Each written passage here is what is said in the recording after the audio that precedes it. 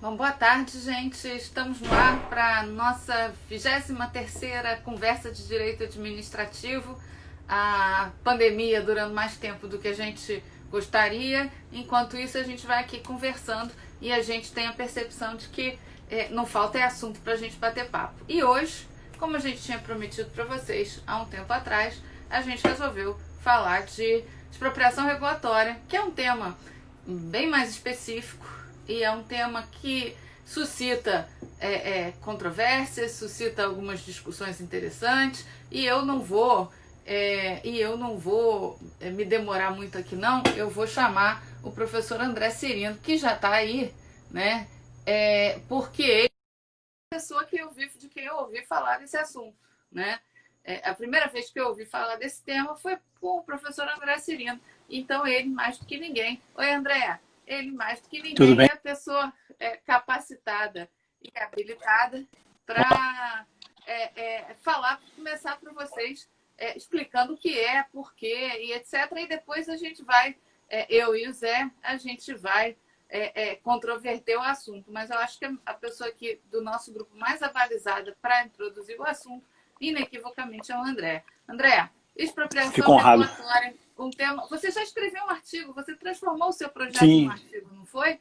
Então, é meu projeto de. e depois disso, depois do artigo do André, vieram trabalhos acadêmicos, né? Tem a dissertação de mestrado da Luísa Vereza, a dissertação do Rafael Veras, enfim, o assunto acabou merecendo a atenção da academia, mas a primeira, digamos assim, acho que a honra de ser o precursor do tema é sua, né, André? Olha, tem esse meu artigo, né? Um artigo de 2014, na Revista de Direito Administrativo, que não é um artigo muito ambicioso, a meu ver. Assim, eu tive uma preocupação aqui de fazer um diagnóstico, um diagnóstico e indicar o que é necessário fazer, né? Sem chegar a muitas conclusões. Já a Luísa Vereza e o Rafael Veras, eles já tentam ir além, né? Enfim, de como resolver o problema. Primeiro, quanto ao problema, né? Que o problema jurídico por vezes, o Estado, o poder público, se vale... Eu não falei boa tarde para as pessoas, né? Boa tarde. Eu anotei que 23ª conversa, né? Caramba, quem diria, né, Patrícia? Que a gente ia Não, chegar é. 23 conversas. And counting, né? And And counting. counting. E está no YouTube lá. Alguns não foram gravados. Aí eu até pergunto aqui se alguém que está ouvindo gravou de bens públicos e puder compartilhar conosco. A gente não registrou. Não sei se é possível alguém ter gravado. Não sei nem se é viável isso. Enfim. Se alguém gravou, a gente agradece. Né? Mas voltando ao tema, né? Eu escrevi esse artigo em 2014. Ele na verdade, era o meu projeto de doutorado, que eu desisti. A minha proposta no artigo é mostrar a necessidade de que se desenvolva, do ponto de vista teórico, né, do ponto de vista teórico, acadêmico, uma teoria, uma forma de lidar com o excesso do regulador, né, a partir da perspectiva expropriatória. Como assim? Me parece ainda, que muitas vezes a intenção do regulador de expropriar, ela se disfarça do caminho mais fácil da regulação do que simplesmente a observância do artigo 5º, inciso 24 da Constituição. Então, ao invés de garantir a indenização prévia justa em dinheiro, o poder público funcionaliza a propriedade privada, né, funcionaliza a atividade econômica para seus próprios interesses, né, finalidades públicas que sejam legítimas, sem que se faça um pagamento de uma indenização prévia justa em dinheiro. Né? O tema é um tema que surgiu primeiro nos Estados Unidos, né? O meu artigo tem um capítulo grande descrevendo o problema naquele país, e a falta assim, de soluções teóricas, né, que começou com o julgamento de um caso que envolvia uma legislação estadual que facilitava, na verdade, a exploração de minérios, a mineração em certos terrenos, e que, por conta disso, inviabilizava a sua exploração econômica, né? E isso se discutiu em que medida essa regulação poderia ser um excesso, né? E a Suprema Corte disse que é possível que a regulação vá longe demais, né? Esse caso foi em 1922, o julgamento é Pennsylvania Coal versus Marron. Foi a companhia de mineração de carvão da Pensilvânia cedeu a esse senhor Marron direito de superfície para aquele sujeito exercer algum tipo de atividade, né? E ele aceitou os riscos do empreendimento. Só que em 21, o estado da Pensilvânia editou uma lei por meio da qual proibiu qualquer atividade mineradora, perdão, eu falei errado, que implicasse risco de criação de instabilidade de solo. Então o sujeito compra o terreno e aí depois vem uma lei e diz, olha, você não pode mais explorar, né? E ele levou a questão até a Suprema Corte, né? E o voto condutor, né, do famoso juiz Holmes, né, Oliver Wendell Holmes, entendeu que teria havido expropriação e que disse que quando a regulação atinge certa magnitude, né, goes too far, se não na maioria, mas em todos os casos, ocorre exercício do domínio eminente, portanto, o que há é uma expropriação que deve ser precedida de indenização, né? E disso decorreu uma série de outros julgados que nunca deixaram claro qual é o critério explícito, né, ou então uma linha divisória muito clara entre aquilo que é exercício regular de uma atividade normativa, o exercício legítimo da regulação, né, que vai necessariamente implicar limites à propriedade, e aquilo que é expropriação.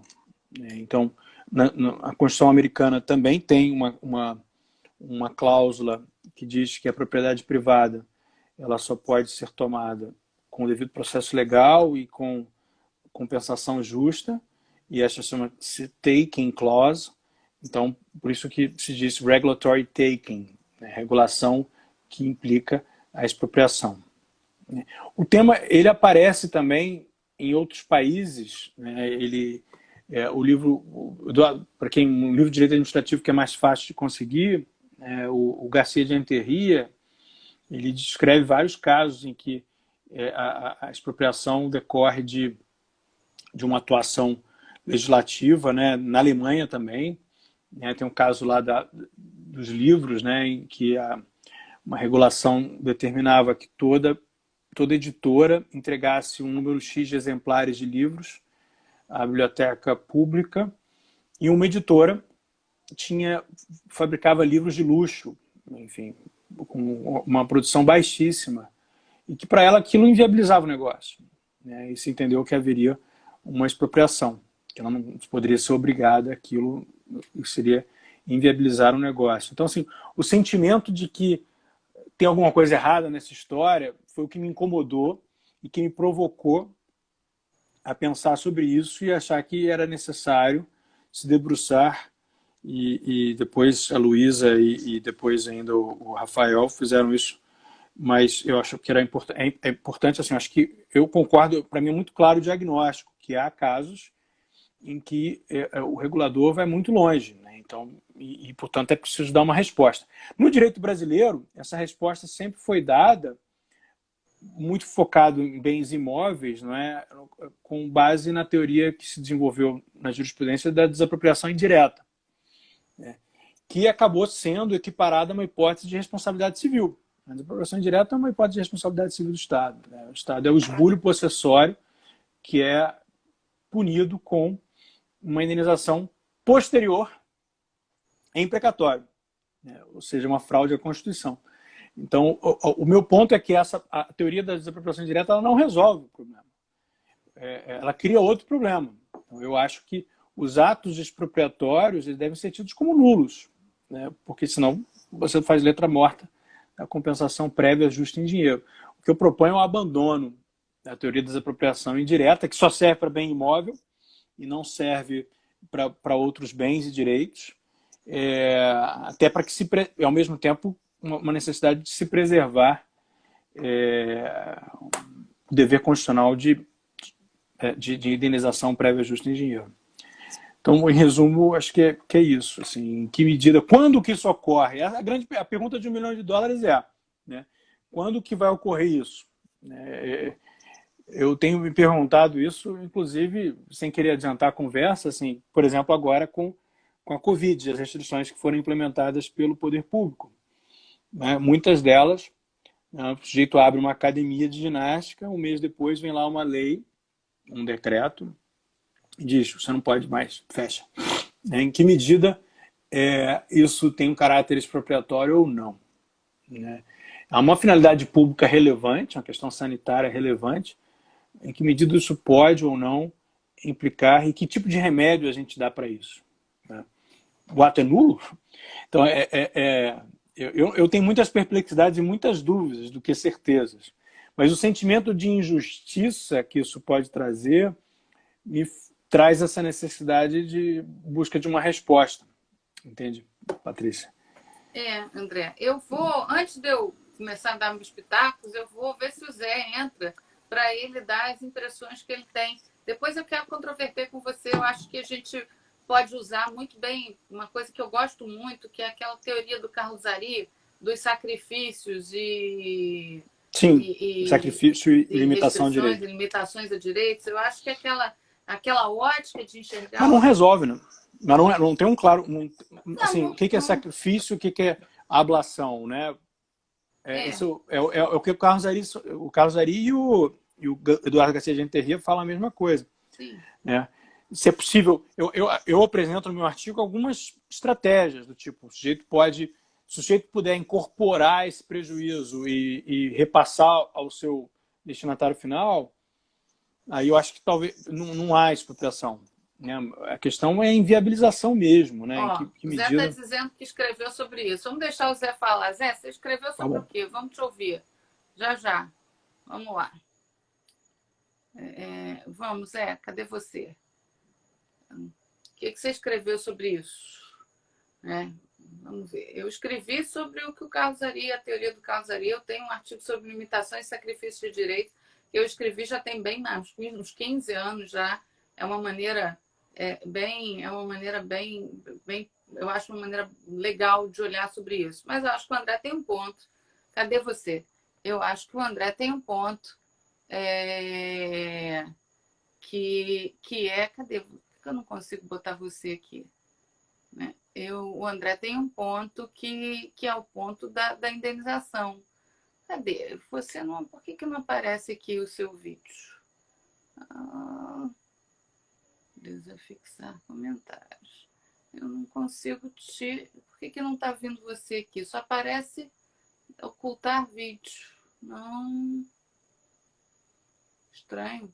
Pede para entrar, Zé. Enfim, eu acho que o André tem um ponto, que é a questão da reparação. Está aqui, vamos ver. Oi. Transmitir ao vivo. Eu já tinha mandado transmitir ao vivo. Que é a questão da reparação, mas essa é uma questão que, na verdade, a gente põe no direito administrativo brasileiro para várias coisas. A questão da reparação, na questão da reparação a posteriori. Né? O regime precatório é um regime complicado.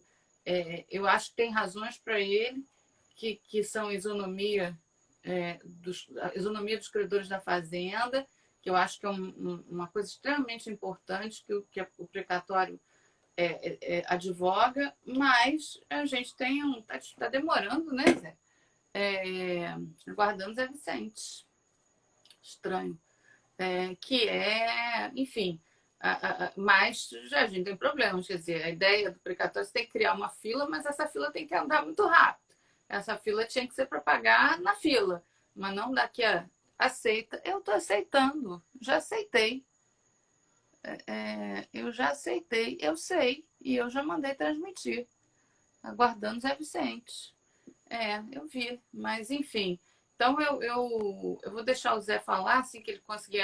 Entrou, né? Assim que ele entrar, e depois a gente controverte. Mas e o que você acha desse assunto, Zé? O que você acha dessa. Não, eu tenho que entrar logo no ponto, porque eu não estou com pouco tempo. Olha só, a tese da limitação e sacrifício de direito, eu tratei na minha tese de doutorado, inclusive escrevi um artigo que eu nunca concluí, criticando esse seu artigo. E, assim, inclusive, é um dos trechos que o Aragão acha o melhor texto da minha tese de doutorado nesse capítulo, que é o capítulo, salvo engano, sobre poder de polícia e tal. Essa distinção é uma distinção completamente furada, uma distinção que não é compatível sequer com a teoria dos direitos fundamentais, porque ela pressupõe uma limitação prévia à ponderação. Em alguma medida, quando você qualifica algo como limitação, como sacrifício, você já está concluindo pela não indenizabilidade ou pela por pagar ou não a indenização, sem fundamentar, sem explicitar os argumentos pelos quais você chega a essa conclusão. O Virgílio Afonso da Silva tem um argumento em relação à restrição de direitos, a tese de titularidade dele, e eu apropriei esse argumento, que é um argumento do Alex também, a distinção entre teoria externa e teoria interna dos direitos fundamentais, núcleo externo aberto, núcleo externo interno. Basicamente, isso é uma categoria conceitual de direito administrativo totalmente furada e incompatível com a teoria dos direitos fundamentais. Tem um telefone aqui que eu não sei quem é, eu vou recusar aqui. Mas eu estou tentando achar na minha tese exatamente o quê? O que eu faço nesse trecho? Eu basicamente critico item a item dos critérios usualmente trazidos pela doutrina de direito administrativo para apresentar. Eles usam critérios como universabilidade, generabilidade, isonomia, incidência específica da restrição e por aí vai. Todos esses argumentos, Patrícia, eles podem ser construídos de forma... Abre aí no capítulo de poder de polícia ou algo assim. Deixa eu ver aqui. Eu estou tentando achar, eu estou jogando limitação na minha tese mesmo, mas o troço aqui não acha. É uma crítica, no capítulo de poder de polícia, uma crítica à distinção entre limitação e sacrifícios de direito. Me parece um problema de... E, assim, a montanha vai parir um rato, porque a resposta a essa crítica como é a resposta do Virgílio Afonso da Silva, ponderação, proporcionalidade, ou seja, tudo é caso a caso. Então, você consegue construir argumentos em que você, pelos critérios lá do Carlos Ari, que são os critérios apontados usualmente pela doutrina da distinção entre limitação e sacrifício, você pode chegar a conclusões contrárias a essa que a doutrina apresenta. Então, todos esses critérios, o André Cirino está absolutamente correto quando comentou isso, são critérios furados. Você tem palavras, mas você não tem uma resposta e muito menos um critério operacional para diferenciar limitação de sacrifício. Limitação é genérica. Ok, você pode ter sacrifícios, você pode reconstruir os argumentos. Eu dou exemplos nesse trecho em que você rebate item a item e reverte os critérios. Portanto, isso é uma boa crítica. E a resposta é a proporcionalidade. As pessoas não gostam da resposta, porque elas acham que é um pouco decepcionante, elas queriam ouvir outra coisa. Só que, infelizmente, é isso. Quer dizer, é adequação, é necessidade, é proporcionalidade em sentido estrito. Deixa eu achar aqui no meu negócio aqui. Agora, então, esse é um ponto que eu acho que o seu negócio não resolve. Eu tenho um artigo que eu comecei a escrever há muito tempo atrás sobre esse ponto. Só que eu não concluí, porque eu começo a escrever um monte de coisa, eu tenho, sei lá, eu acho que eu tenho a síndrome da coisa que brilha, sabe? Eu fico vendo outra coisa, eu começo a fazer aquela outra coisa. Eu descobri outro dia uma muito interessante. Ontem eu estava vendo uma série e aí eu descobri um cara falando assim, a síndrome da luz piscante, sabe? Eu começo a prestar atenção num negócio, depois de outra coisa pisco, vou atenção àquela outra coisa, e depois eu tenho um monte de artigos pela metade, ou começado, e eu vou me desinteressando deles, sabe? Eu não estou achando aqui. Achei. Pois é, deixa eu achar aqui. Achei. Peraí. Achei aqui, calma. Ele é incompatível, esse critério, com a teoria dos direitos fundamentais, que pressupõe um núcleo, um núcleo aberto. Portanto, toda restrição é restrição justificada casuisticamente. Essa teoria do direito administrativo, uma teoria clássica, teoria de espanhóis e tal, não sei o quê, é incompatível. Mas você não, assim, eu acho que ela vamos lá, ela mesma não predetermina quais são os casos. Você tem que conjuntar um conjunto de coisas para determinar se ela tem... Bom, olha só, pode ser que a gente esteja falando a mesma coisa, mas eu acho o seguinte: quando você fala limitação, você pressupõe que aquilo ali... O que a doutrina fala? A doutrina fala limitação pode, não é indenização, porque é genérica. O sacrifício não pode, porque sacrifício limita a utilidade, reduz o sentido econômico do bem, ou coisa assim. Mas essa teoria fica nisso. E aí você tem 3 ou 4 critérios doutrinários, universalidade, generalidade, não sei o quê, e todos esses critérios são furados. Os critérios são sempre casuísticos, não dá para construir critério, é sempre caso a caso, e no máximo é proporcionalidade. É esse o ponto. Então, assim, essa teoria do direito administrativo, primeiro que o vernáculo dela é um vernáculo incompatível com a teoria dos direitos fundamentais, porque as coisas não são limitações ou sacrifícios até que você tenha ponderado. Então, ela não pré-ordena um resultado. Ela não é um guia, ela é um resultado. Pode dizer, se você disser assim, quando há uma violação à proporcionalidade, vou chamar de sacrifício, beleza.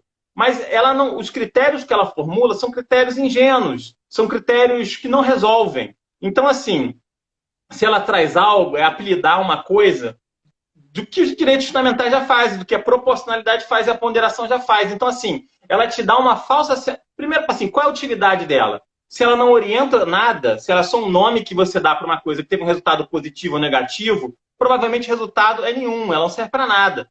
E dá uma falsa sensação de segurança. Então, além de não resolver problema, ela te dá uma sensação de segurança em relação a que você estaria resolvendo alguma coisa, apelidando aquilo de limitação, aquilo de sacrifício. Então, eu acho que essa teoria pode ser jogada no lixo. O vernáculo dela é incompatível com a teoria de direitos fundamentais e ela não oferece critérios que sejam úteis para a gente resolver problemas práticos, entendeu? Então, é por isso, assim, basicamente, a minha crítica é isso. Mas eu teria que achar aqui no meu livro exatamente o ponto que eu escrevo isso. Eu até achei aqui, mas enfim...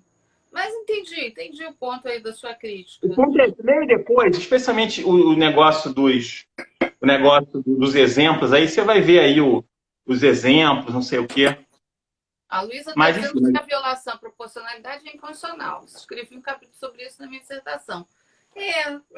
Assim, eu sou daquelas que torce um pouco o nariz, Zé, para essa ideia de que a proporcionalidade é a solução, é a saída para tudo, entendeu? Eu acho que se a gente abdica um pouco de juntar outros critérios, a gente vai cair. A proporcionalidade, ela leva a gente saber para que mundo é. Um mundo de muita insegurança jurídica. Eu acho que... Mas a teoria da limitação e os 3 critérios furados que ela propõe, doutrina de direito administrativo. Então, a solução ao mundo da insegurança jurídica da proporcionalidade é o mundo da segurança jurídica da doutrina espanhola, que cria 3 critérios furados que você em 10 minutos consegue demonstrar. É porque as pessoas estão cansadas da proporcionalidade, é porque as pessoas acham que não tem um valor de novidade na proporcionalidade. A proporcionalidade tem uma jurisprudência de 50 anos, 60 anos, tem exemplos, tem método, tem critério. Agora, ela não soa novo, ela não soa bacanudo. Mas, assim, eu sinto te decepcionar, mas a resposta a restrições a direitos, o critério constitucional para restrições a direitos em caso concreto é teoria dos direitos fundamentais e proporcionalidade. Não dá para inventar a roda. Você pode chamar de coelho, de sapo, de birubiru, do que você quiser. A gente tem que reduzir a complexidade dos argumentos, né? Ainda mais no direito administrativo, que já é um negócio todo descoordenado. Eu acho, então, que nada além de uma boa e simples, mas sólida teoria dos direitos fundamentais para resolver restrições e limitações de direitos. Você acha, então, que a questão das regulações expropriatórias tem essa solução? Sim, sim. E ninguém vai me convencer do contrário, quer dizer, eu posso me convencer do contrário. No fundo, além do ponto que o André fala, que é um ponto que se discute em relação ao tabaco, enfim, essa é a origem, né? Quer dizer, se você restringe o troço, mas você paga depois, você efetivamente restringiu o troço. E o agente econômico não quer isso. Esse é um ponto, você tem que invalidar o ilícito, né? Enfim, mas tirante esse debate, o debate sobre desapropriação regulatória, o regulatory taking, ele tem muito a ver se é que ele não ele se reduz ou ele é a mesma coisa para todos os efeitos ou para boa parte dos efeitos a desapropriação indireta de atividade econômica, né? Os italianos chamam de desapropriação de valor, cujo fundamento é o 37, parágrafo 6º. A gente pode construir um argumento doutrinário nesse ponto, concordo com o André, de invalidar o ato em si, e aí a gente vai construir também um argumento para invalidar a desapropriação indireta quando não afetada, por exemplo, no caso de adestinação, alguma coisa assim. Mas eu acho que isso é desapropriação de valor, essencialmente, e eu acho que essa teoria tem uns precedentes franceses, o Aragão cita isso, tem lá o negócio do leite, do não sei o quê, aqueles precedentes europeus lá que o Aragão domina, né? E é basicamente desapropriação indireta de atividade econômica, né? Tem que construir um argumento.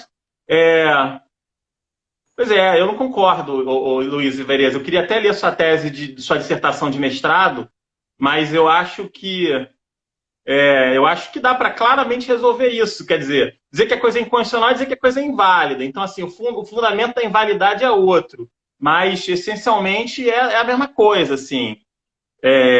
Enfim, é dizer que aquilo é inválido. E aí, enfim, o fundamento na Constituição é dizer que é inconstitucional, na lei dizer que é ilegal. E aí você tem que indenizar ou não, mas enfim. Eu acho que, não sei, a sensação que eu tenho é que a desapropriação, a regulação expropriatória, o regulatory taking, acaba soando como um nome novo para velhas formas de se fazer incidir categorias como restrições de direitos, entendeu? Quando se apresentou o pragmatismo, tema, aliás, da nossa próxima aula, nossa próxima conversa de quinta-feira, o Dewey, eu não me lembro exatamente, que falava assim, o pragmatismo é uma nova fórmula para um novo nome para velhas formas de se pensar, não sei o quê. Por quê? Porque ele queria evitar a crítica. Que papo novidadeiro é esse, não sei o quê. Regulatory taking, na minha opinião, muito provavelmente tem muito mais a ver com desapropriação de valor dos italianos do que quem vindica uma categoria doutrinária própria, alguma coisa própria, autônoma, estritamente autônoma. Agora, o ponto de invalidar o ato em si é uma discussão que a gente tem que ter, essa é uma discussão mais fundamental até do que se existe ou não regulatory taking. É uma discussão sobre a destinação. Eu acho que também, se você faz um uso público do negócio, aí também já realmente fica mais difícil, né? Se você afeta o bem. Agora, a destinação, a desapropriação, em que o bem desapropriado não é utilizado para nada. Não estou nem falando da predestinação, que vai para um outro negócio. A destinação, desapropria não faz nada. Dá para invalidar ou se converte em dinheiro? Ou seja, é direito real ou é direito... como é que chama? O direito lá que vira dinheiro. Enfim, então, essa é uma discussão, e isso vale. Se a gente resolver esse negócio, a gente resolve a regulação expropriatória, entendeu? Porque, no fundo, é isso. É desapropriação de valor. É desapropriação indireta de atividade econômica. Se a gente resolve lá na raiz, ou seja, a destinação é ilícito, ilícito não produz efeito, vamos invalidar, pronto, resolveu, entendeu? Agora, qual é o critério? É proporcionalidade. Sacou? E aí tá no meu livro aí, mas eu não sei, tá no capítulo de poder de polícia, eu acho. Tá, eu vou até a gente chamar o André, mas a minha discussão, assim, no fundo, se a gente vai muito longe nesse argumento, a gente vai chegar à conclusão que, voltando um pouco ao que o André falou, que tudo vai se situar no campo da responsabilidade extracontratual. É ilícito, e é ilícito o poder público. E aí a consequência desse ilícito é traduzir em dinheiro ou é interditar a ação. né? No fim, a gente vai no campo de discutir se a ação pública é lícita ou ilícita. E ilícita seria se ela fosse longe demais. E aí, para usar uma expressão que o André usou, se fosse longe demais na redução de um direito constitucionalmente assegurado. E aí, vamos lá, livre iniciativa, ou livre comércio, ou livre... Né? No fim e ao cabo, é nisso que a gente vai parar. Né? Se estressa muito esse argumento, no fim e ao cabo, é nisso que você vai parar. Né? E aí a gente volta um pouco para o motivo, eu quero ouvir o André, para o motivo da crítica que eu fiz quando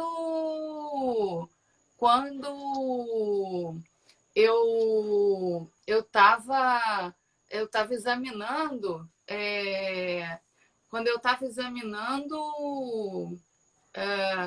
o projeto do André, que era qual era a virtude de você incorporar essa construção teórica norte-americana, o que isso agregava ao que a gente tinha, ao que a gente já tinha aqui, né? Patrícia, essa é uma crítica que a gente pode fazer a uma série de categorias doutrinárias. É a crítica do Ricardo Guastini no Distinguendo. Existe um elemento... A Susana Tavares da Silva fala da colonização do direito europeu pelo direito americano. No fundo, a gente pega coisas de uma outra matriz que dá para que funciona mais ou menos, e a gente se apropria. Porque nós temos que produzir ideias novas ou criptonovas, porque a gente tem que produzir teses novas, porque faz parte. Enfim, agora, nem tudo que a gente traz é novo. Tem um museu de grandes novidades por aí. Não estou dizendo que, veja, a regulação expropriatória seja uma coisa para se jogar no lixo. Eu gosto de coisas novas. Eu sou um cara do bem, aí gosto de coisas novas, vamos fazer coisas diferentes. Agora, não sei, talvez a discussão seja mais profunda do que isso. Talvez a discussão seja sobre a destinação, entendeu? Sobre desapropriação indireta em si. E o problema não se resolve, pelo menos até onde eu sei, nos critérios apresentados pela doutrina de limitação e sacrifício de direito. Assim, eu não li a tese da Luísa Vereza e também não li o livro do Rafael Veras, né? Que tem proximidades, pelo que eu sei. Mas enfim, mas eu quero ser convencido, Luísa, disso aí. Porque até onde eu vi, até onde eu sei, parece... Eu tenho aqui uns 3 livros em inglês, tá? Sobre regulação expropriatória. Regulatory Takings, Takings Clause, esse debate aí eu conheço por alto, dei uma olhada, alguma coisa. Mas eu não li a produção brasileira de verdade. Mas eu quero ver em que medida isso não é desapropriação de valor. E isso aí da Patrícia de limitação e sacrifício, isso aí não. Isso aí já rebati. Já era. Eu quero saber exatamente quais são os critérios que vocês estão apontando que tornem essa categoria útil, necessária e operacional. Só isso. Eu vou chamar o André para ver o que ele fala disso aí. E você ainda volta, Zé. Você ainda volta. Tá a gente bom. ainda tem outros temas para... André, cadê você, André? Né? Não. Opa. Isso aqui. Vou chamar o André. Acho que você tem que sair, Zé. Não sei como é que eu tiro. E aí, eu acho que esse... Opa, tá aqui, já vem o André. Vamos lá. Por que eu não consigo aqui ocultar? Eu tenho que sair. Peraí, Patrícia, por isso. É isso. É isso. André veio me salvar. André, a Luísa está pedindo socorro aí. Mas mas eu acho que é importante a gente... Vamos lá, André. Eu acho que é importante a gente ter entender... Oi, André. Entender a complexidade. Não que o assunto seja complexo, mas é que você pode encarar... É complexo. Oi? É difícil para burro. Mas é só... No fundo, eu acho que isso é uma coisa importante. O fenômeno, quer dizer, a questão, o fato jurídico é um só. A gente está discutindo aqui como olhar juridicamente para esse fato. Quer dizer, o poder público... Por vezes se utiliza da regulação, sim, isso implica um sacrifício, vamos usar sacrifício mesmo, implica um sacrifício cujo sentimento indicaria que deveria ter sido expropriado. Vamos dizer assim, a minha intuição, olha, na verdade você deveria ter me expropriado. Eu acho que a categoria é válida, tá? Eu acho que ela é válida e útil. eu acho que ela tem a virtude, eu escrevi isso aqui, de trazer a nulidade como uma consequência. Porque se a gente ficar no 37, parágrafo 6º, a gente resolve a indenização, perdas e danos só. Né? Ao passo que se a gente traz para o artigo 5º, inciso 24, a gente não teve indenização prévia justa em dinheiro, tem que ser nulo. É inconstitucional. Né? Tem que ser nulo. Então, eu escrevi isso, junto com a Luísa também escreveu, eu acho que toda regulação expropriatória é desproporcional. Eu acho. Mas eu não acho que toda regulação desproporcional seja expropriatória. Aí a crítica, parece que a crítica fica muito forte, a crítica do Zé Vicente, que será que essa categoria vale para alguma coisa, se no fundo você vai resolver com proporcionalidade? Eu não sei. Eu acho que vale porque ela ajuda a gente a trazer o argumento para mostrar que essa seria uma desproporcionalidade qualificada, Zé Vicente, tá? Eu acho que assim, porque é uma desproporcionalidade chapada, vamos colocar, porque se houver, por exemplo, esbulho possessório, é óbvio que houve expropriação, né? Porque muitas vezes a regulação implica esbulho, implica que o poder público vá lá e tome e comece a utilizar aquela propriedade. Então, para mim, isso é muito mais do que desproporcional. Né? Esse é um ponto. Quando a gente trata de propriedade imóvel, imobiliária, a gente tem uma coisa muito mais palpável, concreta, né, visualizável. Mas o que vocês tratam em regulação expropriatória é exatamente os direitos impalpáveis, né? Que são as liberdades econômicas, o direito de livre iniciativa, o direito de empreender, o direito de exercer uma determinada atividade. Sim. É aí que a brincadeira fica um pouco mais legal, importante, assim. Até que ponto o poder público... E essa categoria ela existe, porque a Constituição veda a expropriação de bens e direitos. Né? Ou a gente ignora que a Constituição veda... veda não, ela autoriza desde que com indenização prévia justa em dinheiro. Então, se não houver indenização prévia justa em dinheiro, é vedado. Então, a Constituição veda isso, de bens e direitos. Né? Se eu for expropriado de um direito meu, eu também tenho direito à indenização prévia justa em dinheiro. Sei lá, uma patente. Também tenho. Uma funcionalização da minha patente, né? Uma flexibilização, enfim, é possível se discutir isso. Então, eu entendo que haja uma dificuldade, mas daí a dizer que essa categoria aqui é inexistente me parece estar errado, porque a Constituição fala nisso. A Constituição fala. A Constituição em nenhum momento fala em proporcionalidade, mas ela veda o confisco. Ela veda a tomada da propriedade. Então, eu acho que existe uma categoria que ela me parece que ela vai cair na caixinha da teoria dos direitos, da teoria dos direitos fundamentais de desproporcionalidade, sim. Mas eu não acho que toda regulação desproporcional seja expropriatória, mas toda regulação expropriatória é desproporcional. Eu tenho convicção disso.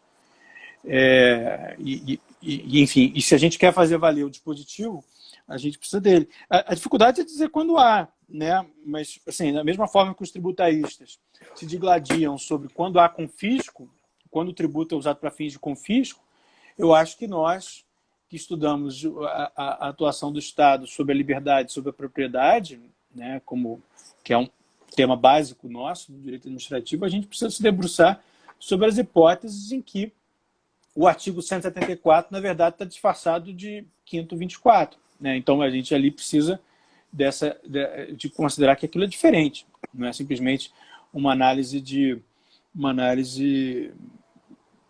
proporcionalidade. Né? Embora a proporcionalidade seja um método que tem a virtude, né, de 50 anos de utilização e que pode lançar luzes que orientem a conclusão sobre essa limitação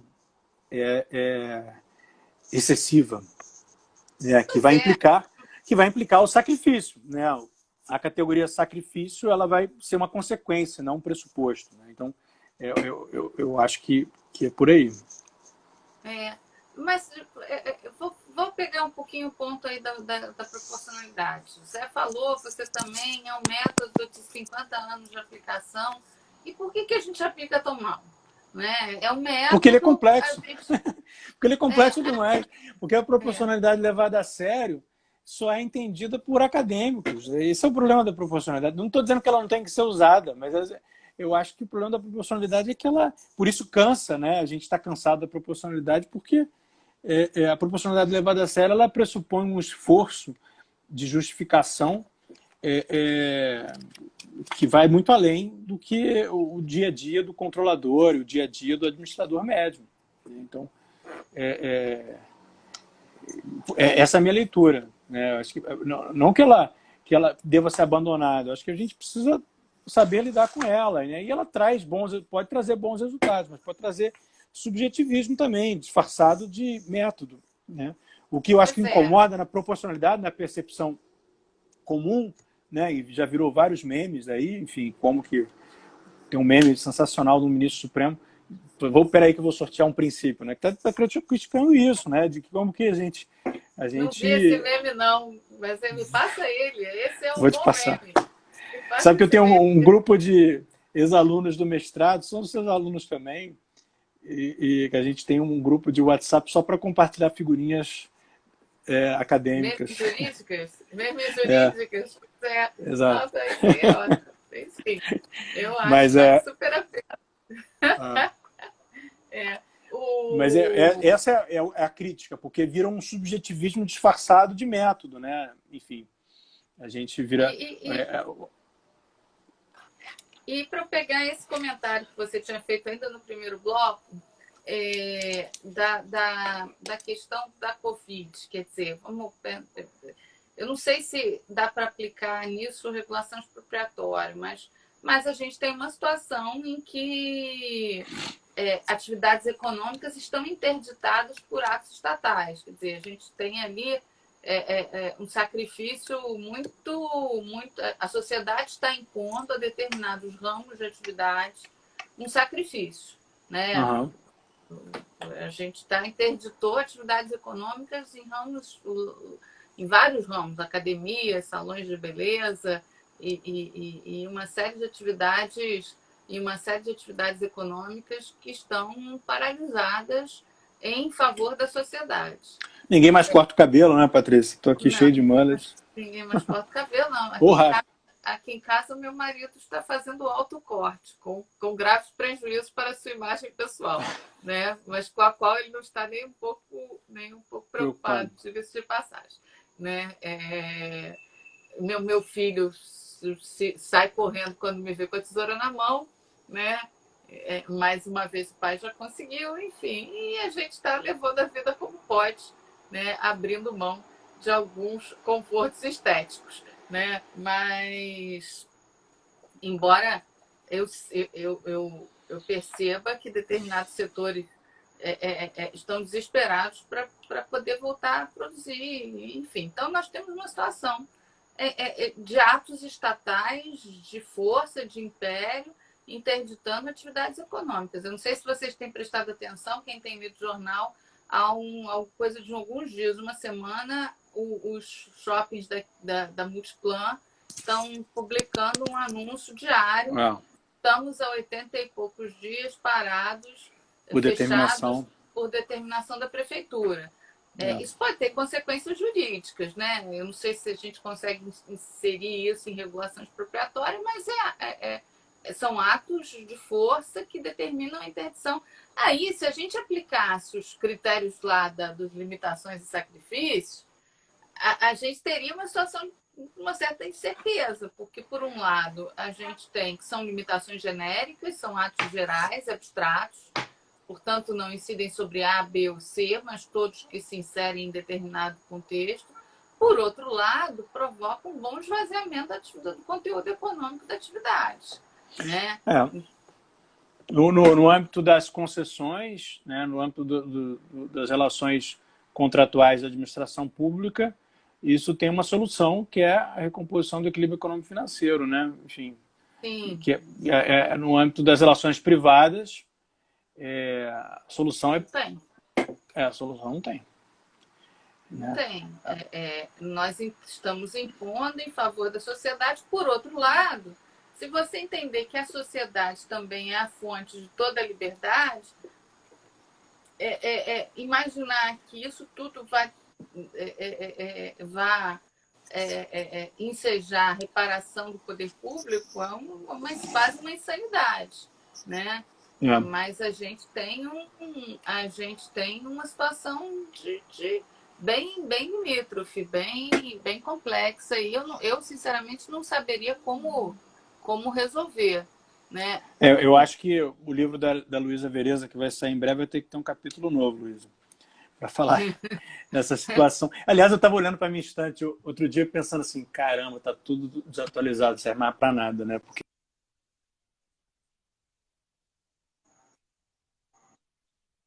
de pandemia, tudo parece agora, não.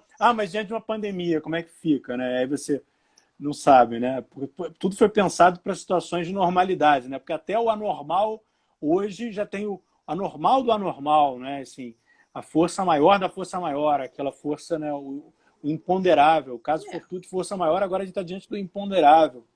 Então,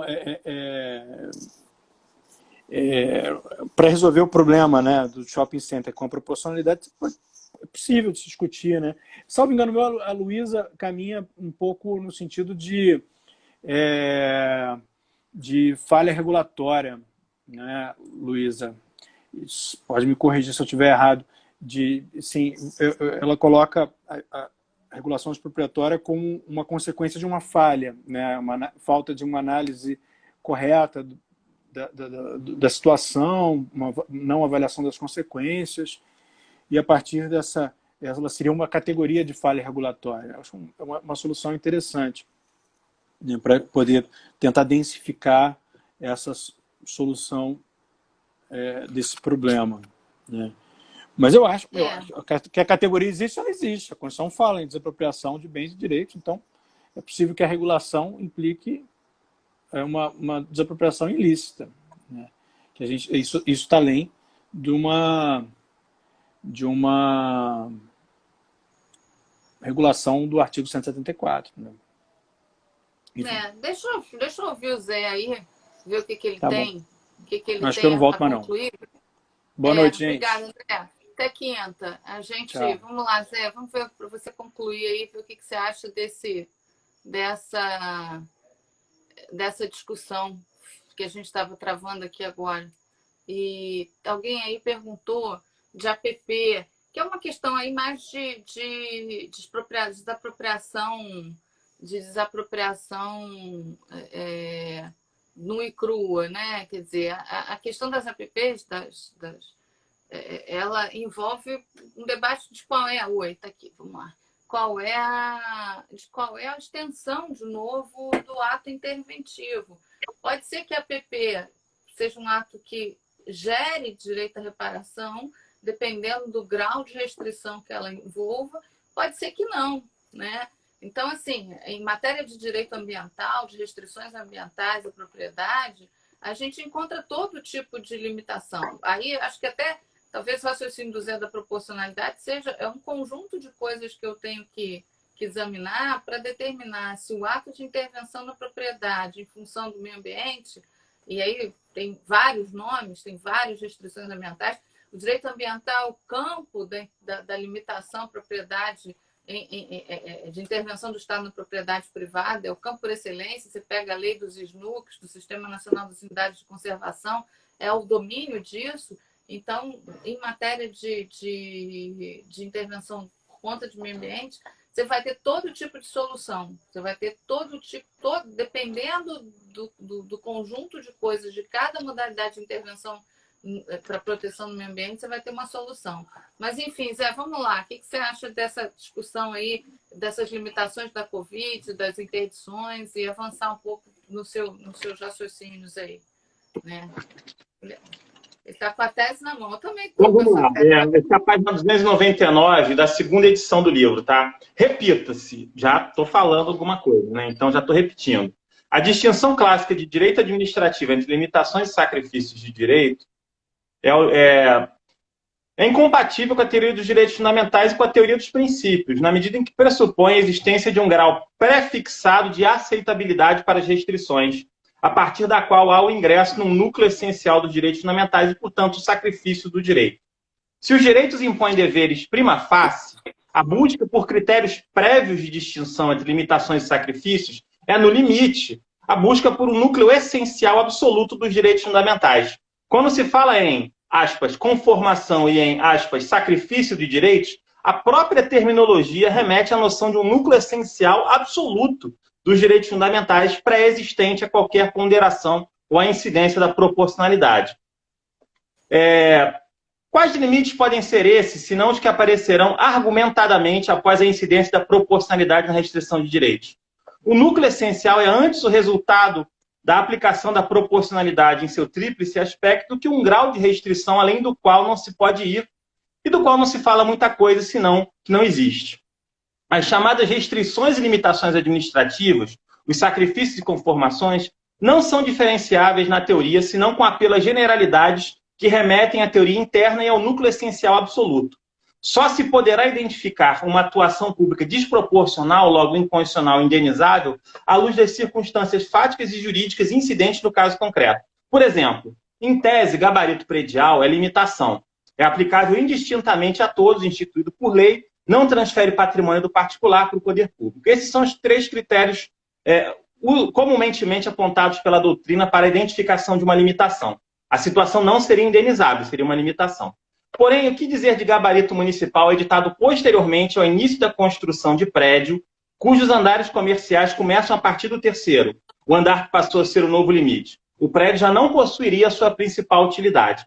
Na mesma situação, digamos que o prédio em construção seria destinado à construção de hospital público longamente esperado pela população. Os 3 primeiros andares seriam destinados ao estacionamento de ambulâncias, o 4º e seguinte, às instalações hospitalares. Limitação ou sacrifício? Pensemos no exemplo de Carlos Ari Sanfeld sobre o tombamento de uma única rua.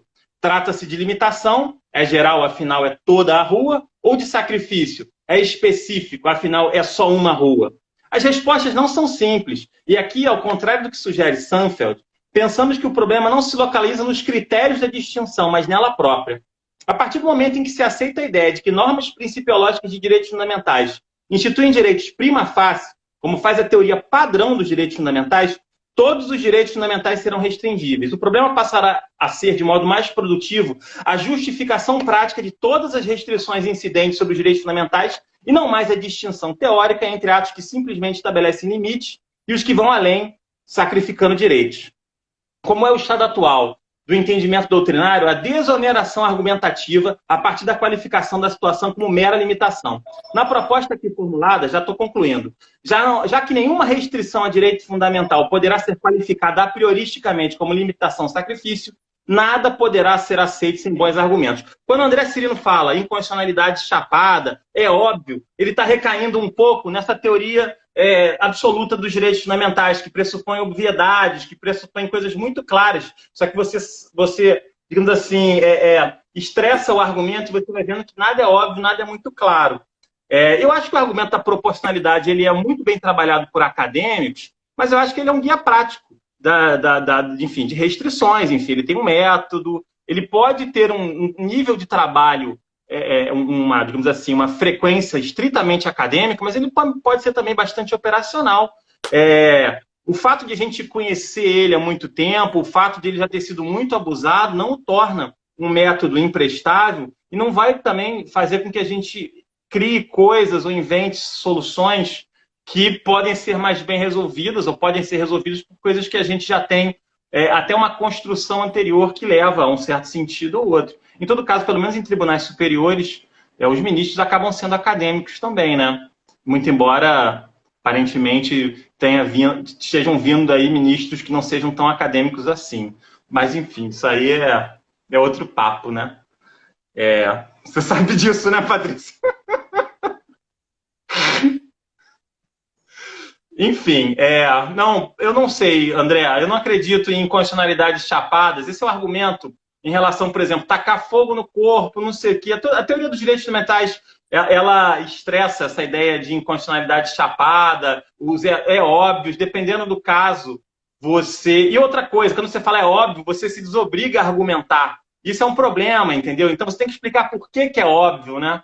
É a velha história, quando a lei é clara, cessa a interpretação, mas isso é impossível. Até para você entender que a lei é clara, você está interpretando. Então, assim, não é exatamente óbvio, né? Isso é óbvio como, digamos, retórica de tribunal, mas se você for ver bem, existem coisas que não são tão óbvias assim. Mas, enfim, eu acho que a gente tem que ir além do debate sobre regulação expropriatória como um conceito. Na verdade, as consequências da desapropriação talvez sejam um debate mais, digamos assim, ontologicamente produtivo do que a regulação expropriatória em si. Eu acho que discutir a destinação, se a gente vai invalidar ou indenizar apenas, eu acho que é algo mais interessante, porque eu acho que talvez mais fundamental do que a regulação expropriatória em si. Mas eu agora, então, fiquei sabendo que a Luísa vai publicar em livro, fico ansioso por lê-lo, enfim, Luísa. Enfim, os livros eles estão perdendo as suas utilidades também, né? Enfim, está na hora de rever aqui a minha estante também, enfim. Tem um tempo de validade para as teses e para as dissertações, né? Enfim, com isso eu vou... Tem. Mas eu sou pegada a eles. Eu não vivo sem os meus, não. Assim, sem eles por perto, assim, eu gosto dessa sensação de que eles estão a uma mão, de eu precisando, lembrando, e que eles estão assim ao alcance da mão. Eu acho que o livro perdeu muito da sua relevância, não tenho dúvida disso, mas a sensação de conforto que eles estarem perto para quando a gente precisa é uma sensação da qual eu ainda não consigo abdicar, não. Né? Então... Eles criam uma ambiência muito simpática, né? A estética das videoconferências do Zoom, eu escrevi um ensaio breve lá sobre isso. É isso, né? Mesmo na época do digital, do não sei o quê, todas esses teleconferências, entrevistas, as pessoas colocam livros atrás, né? Mesmo quem possivelmente nem tem muita frequentação literária, né? Enfim. Eu, por acaso, meus livros ficam na minha frente, então não tem livro aqui atrás. Mas eu vou botar aqui uma cartolina aqui com uns livros aqui para ficar mais cool. Não, olha só. Aqui, ó, é grande, ó. É grande. Todos organizadinhos, né, Patrícia? Você é bem organizado, olha. Você vê esteticamente a estética mostra um pouco do processo mental. É bem organizado, tudo direitinho. Tem até uma certa separação por cor, né?